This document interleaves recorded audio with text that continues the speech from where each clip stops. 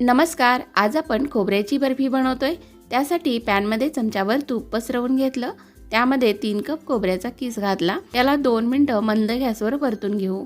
1 cup साखर, पाऊण cup दूध, 2 चमचे दुधावरची साय घातली. लागलं तर अजून थोडं दूध वापरावे. हे मिक्स करून घेऊ. याच्यामध्ये अजून अर्धा कप दूध घातलं. आता याला मंद गॅसवर शिजवून घेऊ. 7-8 मिनिटांनी बघा मिश्रण अगदी व्यवस्थित तयार झालेलं आहे. याच्यामध्ये वेलदोडा पावडर घालून मिक्स करू.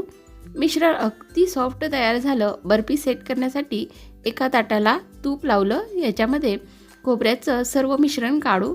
गरम असतानाच हे मिश्रण घट्ट दाबून घ्यायचं आहे. सजावटीसाठी वरून पिस्त्याचे काप घातले. याला पण घट्ट प्रेस करून घेतलं.